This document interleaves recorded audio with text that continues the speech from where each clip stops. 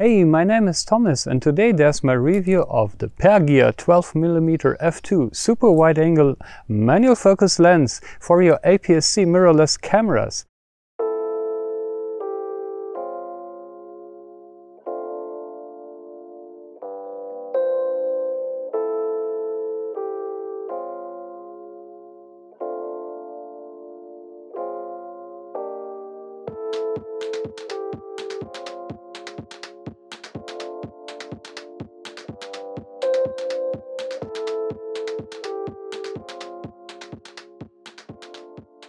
Now this lens was sent to me, provided by Pergear, so I could do this review. Many thanks to Pergear for your support.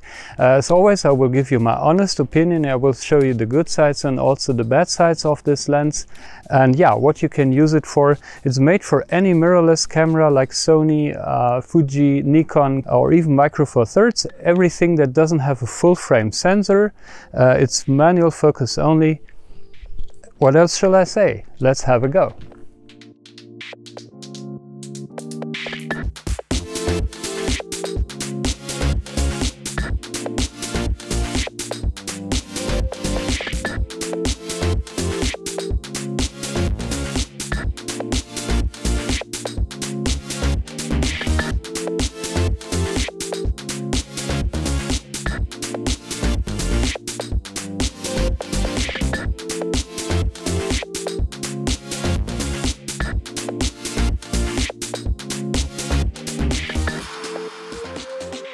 As you can see, I traveled quite a bit. I'm on a short holiday trip in the south of France, close to the city of Draguignan, not far away from the Mediterranean Sea.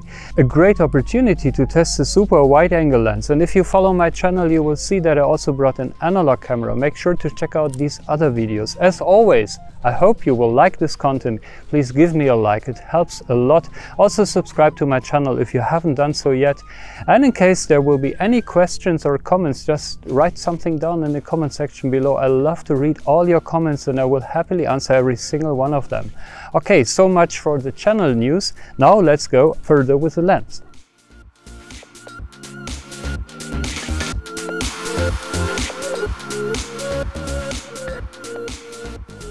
So, Pergear, that's one of these emerging Chinese brands. They also sell lenses from other manufacturers like a dealer network, but this is apparently a lens. I only saw it as a Pergear lens. It was provided to me by Pergear, so I assume they are sort of responsible for the design of this lens as well. It's a 12mm lens. That means on your APS-C camera it equals an 18mm super wide angle on full frame. f2, it's pretty fast actually, and the official price is 199 euros or dollars, and yeah, something equivalent in any other currency wherever you live.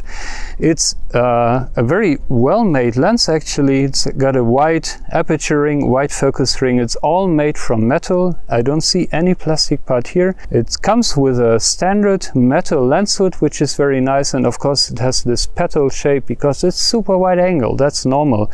Takes 62mm filters. Internally we've got a 12 lens element design, 12 lens elements in 9 groups, which is not super complex for such a super wide angle lens with an f2 aperture, but also it's not, you know, it's not just a really basic lens. It sits somewhere in between super complex and super basic, as do many of these Chinese lenses.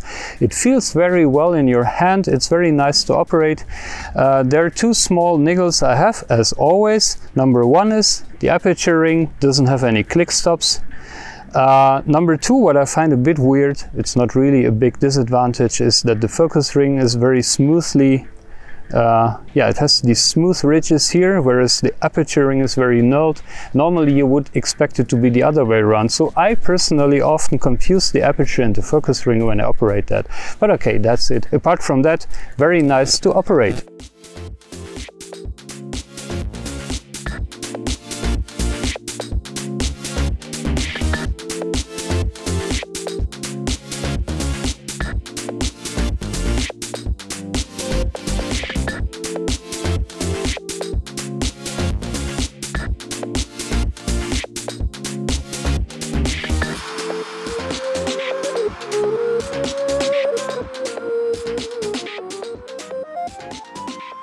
about the optical quality of this lens. Of course, it's not perfect. Let's get that right out of the way. At f2 open aperture, it's very contrasty already. It has some vignetting, and the corners and the borders are really not that sharp. In the center, it's super sharp already at f2. Also not a lot of aberrations going on, but if you want to do a landscape shot at f2, the corners and the borders won't be really sharp. You have to maybe be a bit creative and can use it for a lot of creative opportunities like close-up or anything where the wide aperture is an advantage, but don't take landscapes at f2.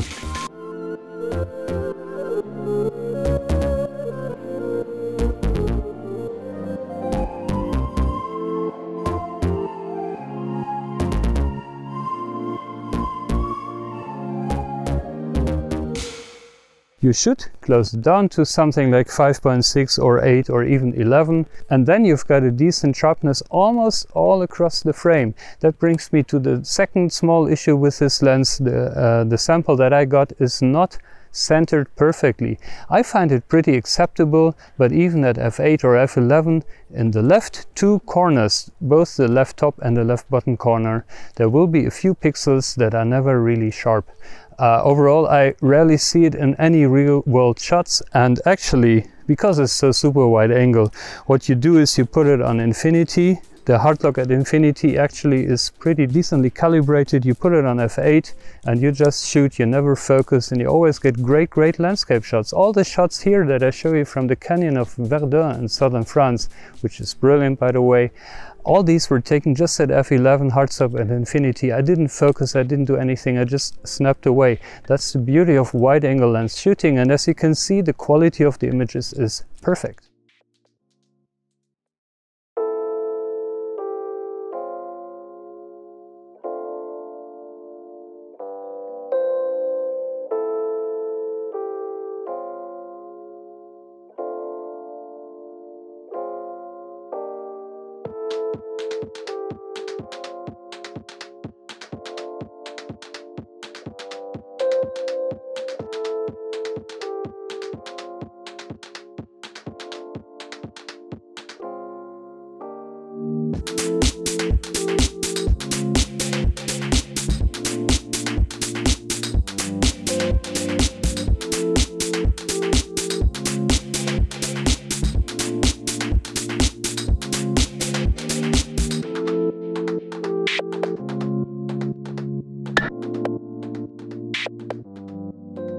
One other good aspect about this lens is there is almost no distortion. I mean, all these wide angle lenses today, they distort, and people, you know, they rely on digital correction. This is a manual lens, it doesn't have any contacts. It shows you what it can do optically, and it doesn't distort a lot. Almost no distortion. I find that a super cool aspect, and it's actually an aspect why I personally really love this lens.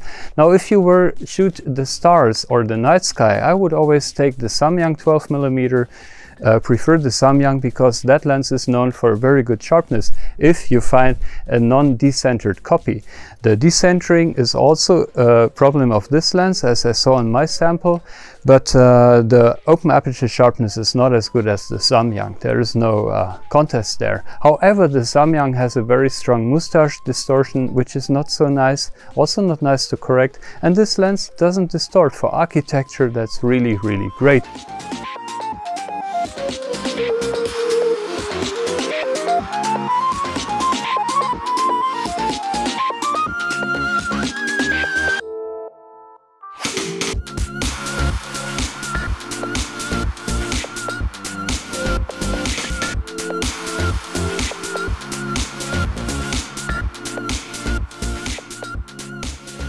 A beautiful rainbow, perfect for an ultra-wide lens.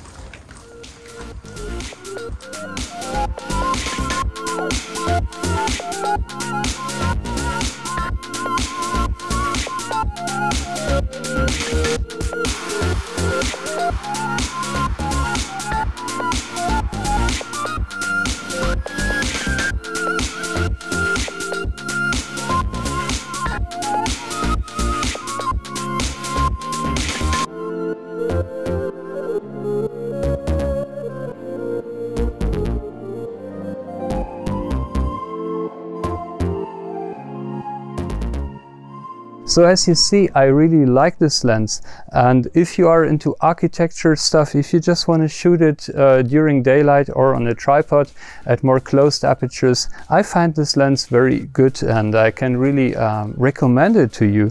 If you want to shoot it at open aperture, you can do it. It does some decent shots. I show some in my video, but the corner sharpness is not so great. Overall, for me, it gets a recommendation, but make sure to look at the alternatives in that sector if it suits your needs. That's it for today. Thanks for watching Tom's Cameras. Live long and prosper, and I see you in the next video. Bye.